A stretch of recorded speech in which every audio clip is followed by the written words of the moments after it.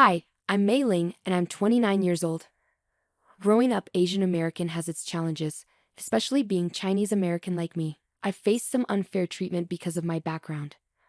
I've learned to stand up for myself and not let discrimination bring me down. Life has taught me to be tough, so I can handle whatever comes my way.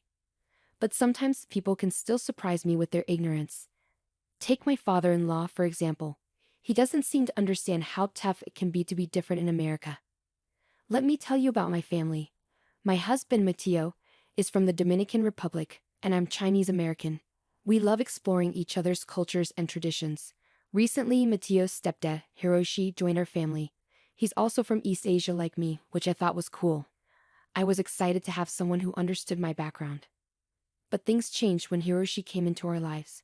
Mateo and his mom, Sofia, started speaking more Spanish, especially when Hiroshi was around.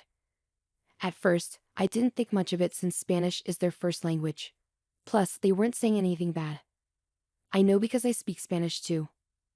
You know, I want to surprise my husband by learning Spanish. He really appreciates it when people do things for him, so I thought learning his language would make us closer. I kept it a secret for longer than I planned because I was afraid to tell them I could understand what they were saying. Even though I was getting better at Spanish, I was still scared of making mistakes and embarrassing myself. Maybe my fear was a good thing because when Hiroshi came into the picture, Sofia and Mateo started speaking Spanish more often. I thought it was best not to speak Spanish during those times. I mean, imagine joining a family with different cultures and feeling left out by everyone. Out of respect for Hiroshi and because we both shared East Asian backgrounds, I kept talking to him in English. I found it a bit strange that they were speaking Spanish more, but I didn't think much of it. That is, until I started hearing insults in Spanish that really surprised me. I remember that day vividly, like it just happened. We were all gathered around the table, ready to enjoy a meal together. The food smelled amazing, and we were chatting happily. But then disaster struck. I accidentally spilled gravy everywhere when I reached for the gravy boat. It was like a river of regret flowing across the table. You can imagine the chaos that followed. Sofia, my mother-in-law, started swearing in Spanish. Even though I'm not fluent in Spanish, I could tell she was saying mean things about me. It hurt, but Mateo, my husband, stood up for me. He told his mom that her insults weren't okay. Then Sofia said something that broke my heart. She asked Mateo why he was defending me when she thought I couldn't understand what she was saying anyway. Those words hit me hard. It hurt even more than her insults earlier. I felt so embarrassed and shocked that she would say something like that. It felt like she was used to talking about me behind my back in her language. I choked on my water, feeling overwhelmed. But Hiroshi, my father-in-law, comforted me. He reminded me that everyone makes mistakes and accidents happen. He even said there was more gravy in the pot, trying to lighten the mood. Hiroshi didn't know that it wasn't the spilled gravy that left me breathless. It was Sophia's hurtful words questioning my worth. I couldn't shake off the doubt that crept into my mind. Did I hear her correctly? Was I losing touch with reality? I couldn't believe that my own mother-in-law, who should have been supportive, would speak about me like that. After dinner, haunted by Sophia's words, I needed confirmation. I asked a Spanish-speaking friend and even used Google Translate. Unfortunately, my fears were true. Sophia had intentionally been rude and disrespectful. I couldn't understand why she felt that way about me. I kept my discoveries to myself for now, deciding to watch our family dynamics and wait for the right time to address this. The next morning, as we sat at the breakfast table, there was an awkward silence. I sat quietly, thinking hard, while the others chatted as usual. Sofia and Mateo started speaking in Spanish, unaware of the impact their words had. Suddenly, Sofia said something shocking. "I regret marrying this old, stupid man," Sofia said, unaware that I understood her words. My heart sank as I heard her. Once again, Sofia had revealed her true feelings, ruining our mealtime harmony. Meanwhile, Hiroshi chuckled and said, "I should learn Spanish so I can understand what you two are always talking about." If only he knew the painful truth behind their laughter. Sofia and Mateo pretended it was all harmless teasing, hiding the hurtful gossip they were sharing right in front of him. But the gossip didn't stop there. Mateo and Sofia continued, each comment more hurtful than the last. Let me give you some examples. They mocked Hiroshi's accent, mimicking his attempts to pronounce certain words. They laughed at his cultural traditions, saying they were strange or unnecessary. And they made jokes about his age, saying he was past his prime. As I sat there, I felt more and more uncomfortable. It was like watching a cruel game where Hiroshi was the target of their teasing without even knowing it. My heart hurt for him, knowing he was being hurt by his own family. This wasn't the love and acceptance I hoped for when our cultures came together. In that moment, I promised myself I wouldn't stay silent anymore. Sophia might have said hurtful things about me, but I wouldn't let her treat this kind old man the same way.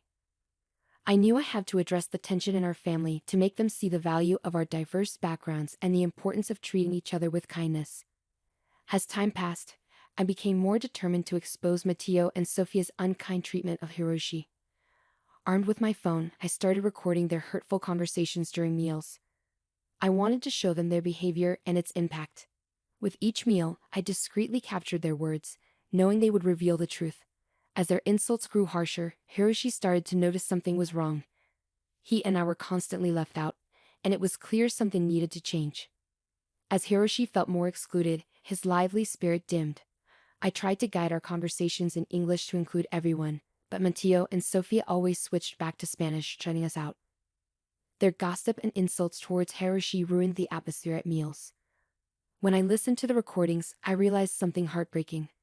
Sophia had married Hiroshi for his money, regretting that she couldn't inherit his fortune until he passed away.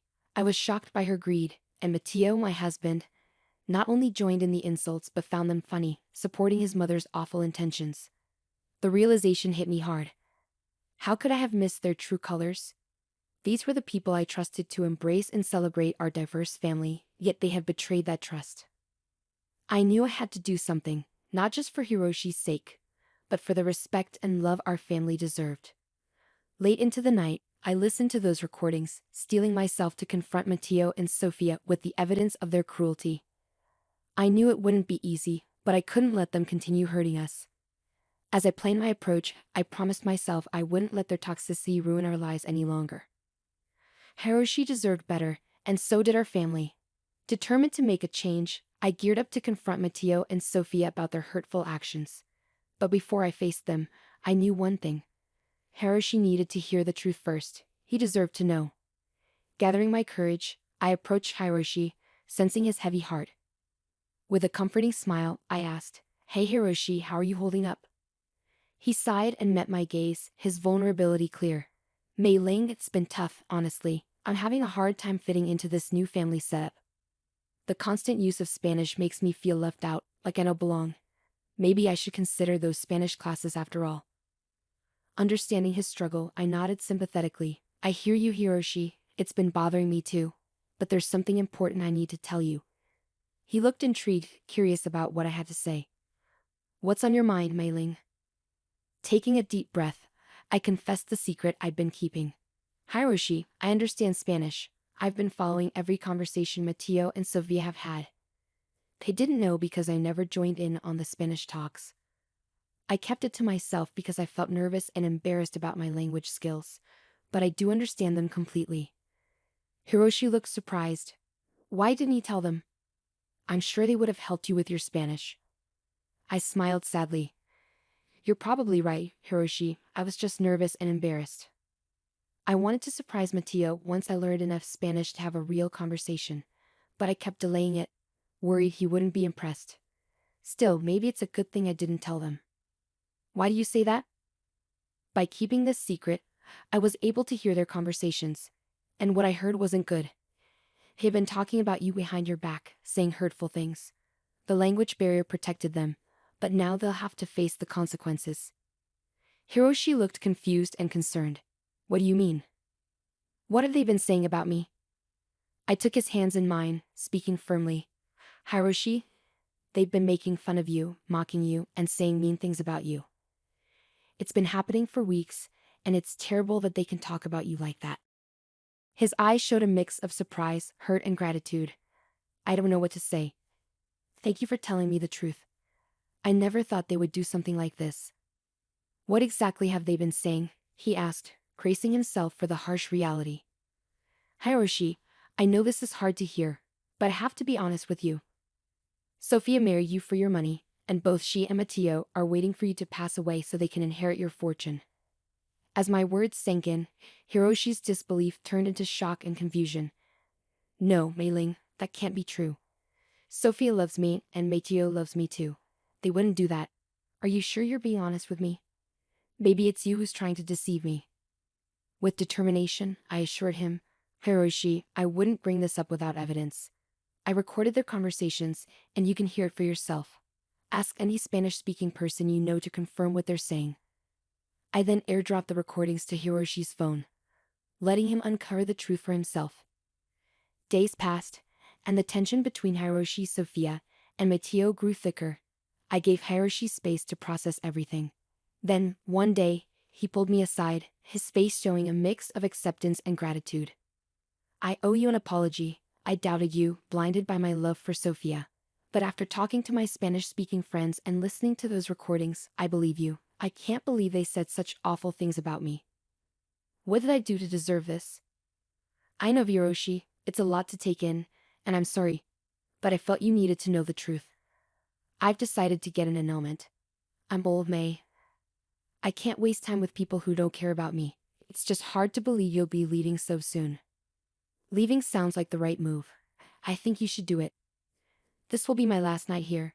Tomorrow, I'll go and won't contact Sophia and Mateo until I'm ready to start the annulment process. But for now, I think I need a break. You deserve real love and peace, Hiroshi, and so do I. With that, Hiroshi and I hugged, and then we both went our separate ways. The next day, just as he said, Hiroshi was gone. He packed his things and left, leaving Sophia and Mateo confused and free to keep talking badly about him. As I put away the dishes, I could hear Sophia and Mateo in the nearby living room. Their insults towards Hiroshi made me furious. Why were they being so cruel? Finally, I couldn't take it anymore. With a surge of confidence, I decided to confront them about their hurtful behavior. Enough was enough.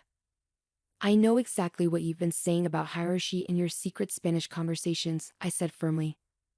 Sophia's face went pale, and she looked shocked. Mateo tried to act innocent. You don't know what you're talking about, he insisted. At that moment, I unleashed a side of me they had never seen before. Speaking fluent Spanish, I confronted them directly. Don't underestimate me. I've understood everything you two have been saying for the past 3 weeks. You've been insulting and disrespecting Hiroshi since he entered our lives. Mateo looked embarrassed, avoiding eye contact. They were caught in their lies. Finally, Mateo spoke up, his voice filled with curiosity, regret, and perhaps even hurt. Why didn't you tell me you could speak Spanish? You're really good. I gave a bitter smile. I was embarrassed by my imperfect Spanish, but now I see that it helped me uncover the truth about your true intentions towards Hiroshi. Their eyes widened in shock, struggling to comprehend the gravity of the situation. Sophia's voice shook as she asked, What do you mean, Mei-ling? I took a deep breath, revealing the truth bit by bit. I've told Hiroshi everything. He's on vacation now, away from this toxic environment. And because of what he's learned, he's going to pursue an annulment. So you won't get the money. Confusion and panic filled the room as Sophia and Mateo realized the consequences of their actions. The realization that their pursuit of Hiroshi's wealth had been fruitless left them stunned. You see, Sophia and Mateo, greed and manipulation may have clouded your judgment temporarily. But in the end, the truth won out. Hiroshi's fortune will never be yours.